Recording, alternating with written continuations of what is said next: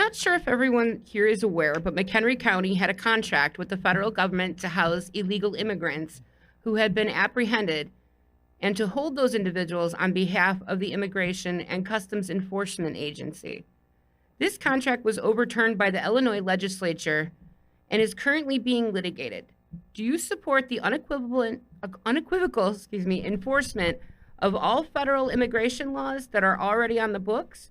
And do you intend to have the state of Illinois effectively partner with the federal government in the unequivocal enforcement of all federal immigration laws that are already on the books?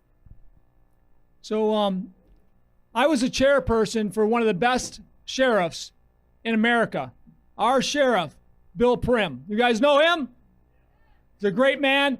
He was totally against this defunding of ICE and moving them out. I spoke in front of the county board. We had many county board members that were actually behind this, behind removing ICE from our county. And the state, in turn, eventually got this done, right? I got to tell you, it's wrong. It's crazy. I talked to a deputy sheriff in Southern Illinois who told me about his friend, another deputy sheriff. They pulled over a van with a bunch of Hispanic kids in the van, about 9 kids he believes under 13 years old, 3 adults. An hour later, after they could not get a hold of ICE anymore, there's no communication with ICE, they had to shut the doors of that van and watch 3 men smile because the boys said nothing. They had to watch that van drive away. They knew that they were being trafficked. They could do nothing. So we will have ICE back in our state. It's going to be a different place when I'm governor.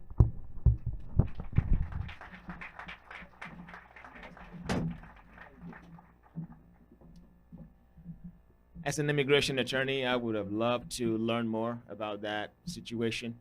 But the answer is yes to both questions. We have to participate, and not only participate with the smooth processing of these illegal immigrants. I'm assuming that they're in the process of being either removed or asylum seekers. But whatever it is, federal law must be followed, state law must be followed, and if there's a contract, I would prefer that no state funding be available for such. It has to be federal only.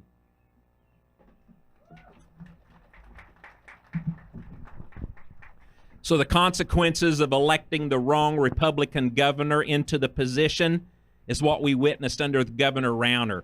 That's when Illinois first became a sanctuary state. So let's not forget that. We elect the wrong person, there's consequences. As your governor, law and order will be restored, and the men and women in uniform will have that right and duty to protect our streets as they see fit. The situation with a sanctuary state status, it's nonsense. I've stood on the House floor, I've stood on the Senate floor, and I've argued that we help people become legal citizens. And you know the biggest argument that I got? Well, it costs too much money. It costs $300 for the first initial application. That would be the cheapest investment I think that we would have in our future, is help well-meaning people become citizens and be productive citizens of Illinois.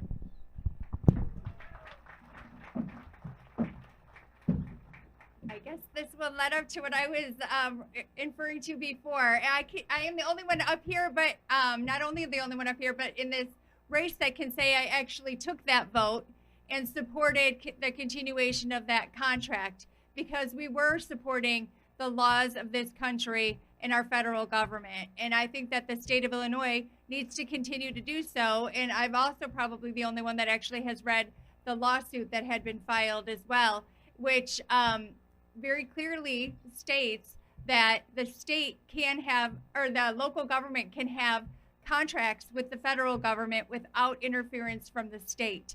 And I still support that, and I think that that was what we were doing in McHenry County, was executing our right to have a contract with the federal government.